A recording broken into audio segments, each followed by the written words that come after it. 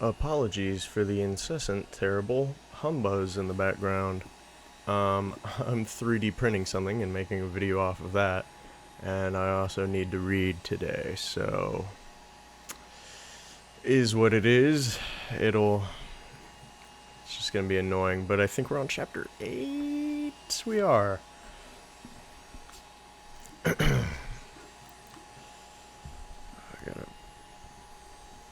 It's always a different position reading versus streaming or doing anything else. Chapter 8. 0930 hours. September 11th, 2525. Military calendar. Epsilon Iridani System. Reach UNSC Military Complex. Planet Reach. Dr. Halsey reclined in Mendez's padded chair. She considered pilfering one of the Sweet William cigars from the box on his desk. See why he considered them such a treat. The stench wafting from the box, however, was too overwhelming. How did he stand them? The door opened and CPO Mendez halted in the doorway. "Ma'am," he said and stood straighter, "I wasn't informed that you would be visiting today. In fact, I had understood that you were out of the system for another week. I would have made arrangements." "I'm sure you would have." She folded her hands in her lap. "Our situation has changed. Where are my Spartans? They are not in their barracks, nor on any of the ranges." Mendez hesitated. "They can no longer train here, ma'am. We have had to find them other facilities." Dr. Halsey stood and smoothed the pleats in her gray skirt. "Maybe you should explain that statement, Chief." "I could," he replied, "but it will be easier to show you." "Very well," Dr. Halsey said, her curiosity piqued. Mendez escorted her to his personal warthog, parked outside his office. The all-terrain combat vehicle had been refitted. The heavy chain gun on the back had been removed and replaced with a rack of Argent V missiles. Mendez drove them off the base and onto the winding mountain roads. Reach was first colonized for its titanium deposits, Mendez told her. There are mines in these mountains, thousands of meters deep. The UNSC uses them for storage. "I presume you do not have my Spartans taking inventory today, Chief?" "No, ma'am. We just need the privacy." Mendez drove the warthog past a manned guardhouse and into a large tunnel that sloped steeply underground. The road wound down in a spiral, deeper into solid granite. Mendez said, "Do you remember the Navy's first experiments with powered exoskeletons?" "I'm not sure I see the connection between this place, my Spartans, and the exoskeleton projects," Dr. Halsey replied, frowning. "But I'll play along a bit further. Yes, I know all about the Mark I prototypes. We had to scrap the concept and redesign battle armor from the ground up for the Mjolnir project. The Mark Is consumed enormous energy.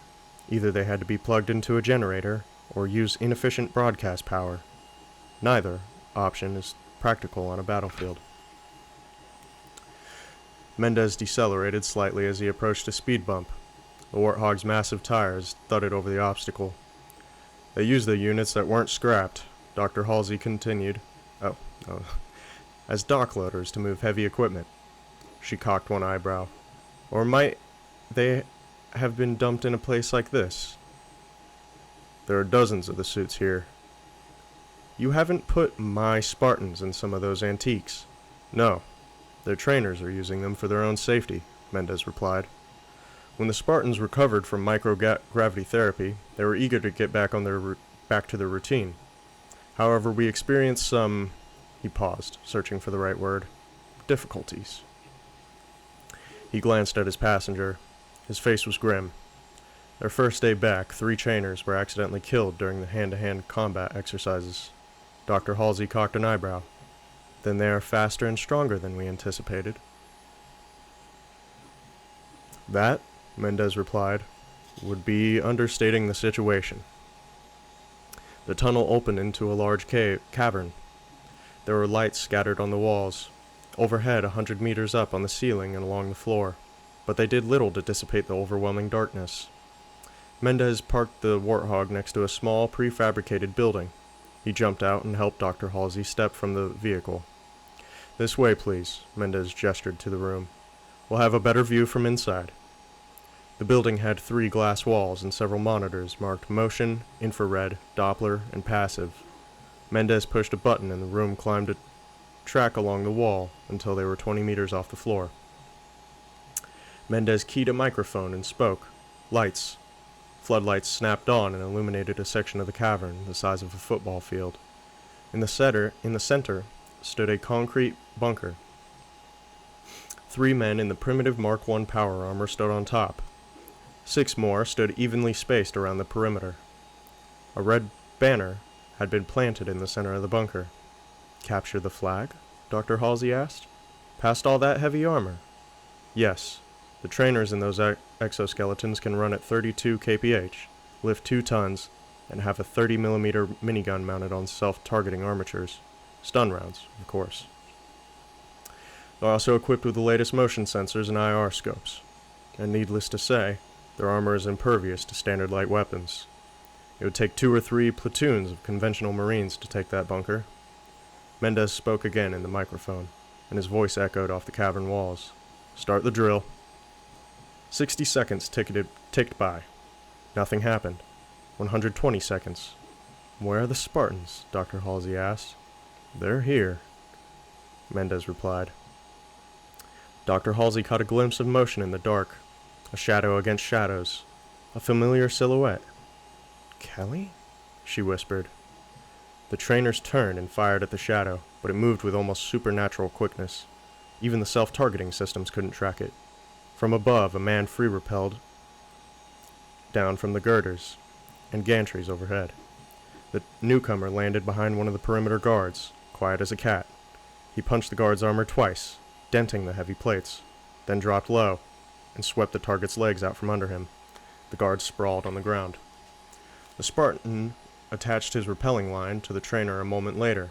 The writhing guard shot upward into the darkness. 2 other guards turned to attack. The Spartan dodged, rolled, and melted into the shadows. Dr. Halsey realized the trainer's exoskeleton wasn't being pulled up. It was being used as a counterweight. 2 more Spartans, dangling from the other end of that rope, dropped unnoticed into the center of the bunker. Dr. Halsey immediately recognized one of them, although he was dressed entirely in black, save his open eye slits. Number 117. John.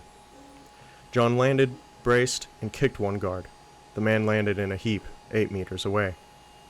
The other Spartan jumped off the bunker. He flipped end over end, evading the stun rounds that filled the air.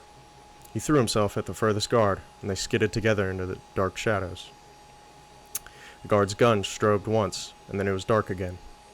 On top of the bunker, John was a blur of slashing motions. A second guard's exoskeleton erupted in a fountain of hydraulic fluid, and then the man collapsed under the armor's weight.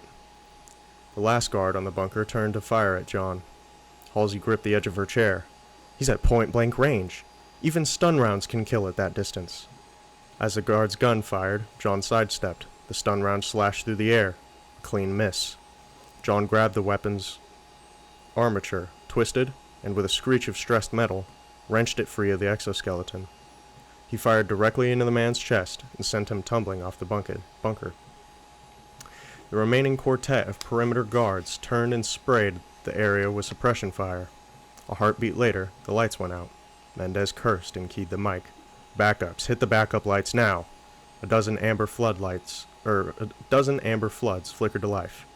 Not a Spartan was in sight, but the 9 trainers were either unconscious or lay immobile in inert battle armor. The red flag was gone. "Show me that again," Dr. Halsey said unbelievingly. "You recorded all of that, didn't you?" "Of course." Mendez tapped a button, but the monitors played back static. "Damn it, they got the cameras, too," he muttered, impressed. "Every time we find a new place to hide them, they disable the recording devices." Dr. Halsey leaned against the glass wall, staring at the carnage below. "Very well, Chief Mendez. What else do I need to know?" "Your Spartans can run at bursts of up to 55 kph, he explained. "Kelly can run a little faster, I think. They will only get quicker as they adjust to the alterations we've made to their bodies.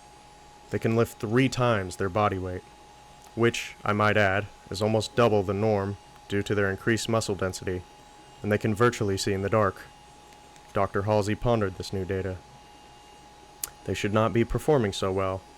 There must be unexplained synergistic effects brought on by the combined modifications. What are their reaction times? Almost impossible to chart. We estimated at 20 milliseconds, Mendez replied. He shook his head, then added, I believe it's significantly faster in combat situations when their adrenaline is pumping. Any physiological or mental instabilities? None. They work like no team I've ever seen before. Damn near telepathic, if you ask me. They were dropped in these caves yesterday, and I don't know where they got black suits or the rope for that maneuver, but I can guarantee they haven't left this room. They improvise and improve and adapt. And, he added, they like it. The tougher the challenge, the harder the fight, the better their morale becomes. Dr. Halsey watched as the first trainer stirred and struggled to get out of his inert armor. They might as well have been killed, she murmured. But can the Spartans kill, Chief? Kill on purpose? Are they ready for real combat? Mendez looked away and paused before he spoke. Yes, if we ordered them to, they would kill quite efficiently. His body stiffened. May I ask what real combat you mean, ma'am? She clasped her hands and wrung them nervously. Something has happened, Chief. Something Oni and the Admiralty never expected. The brass wants to deploy the Spartans. They want to test them in a real combat mission. They're as ready for that as I can make them, Mendez said. He narrowed his dark eyes. But this is far ahead of your schedule. What happened? I've heard rumors there was some heavy action near Harvest Colony. Your rumors are out of date, Chief, she said, and a chill crept into her voice. There's no more fighting at Harvest. There is no more Harvest. Dr. Halsey punched the descent button, and the observation room slowly lowered to the floor. Get them out of this hole, she said crisply. I want them ready to muster at 0400. We have a briefing at 0600 tomorrow aboard the London. We're taking them on a mission Oni has been saving for the right crew and the right time. This is it. Yes, ma'am, Mendez replied. Tomorrow, we see if all the pain they went through has been worth it. And that's chapter 8. Oh, went a lot quicker when I'm not fucking stuttering every word. Oh man, still burping though. I don't know what it is. Well, that was good. Do chapter 9 for tomorrow. Thanks for watching. It's fun, as always. I love recording these. It's super easy, and I love reading this book. I'd like to read, obviously, Contact Harvest and all the rest. But I think I'm obviously starting with this one. But I'm going to go back and then do it chronologically, except for The Fall of Reach. Anyway, hope you enjoyed. Like, subscribe, comment, all the fun stuff that YouTubers say. And I'll see you in the next one. Thanks. Peace.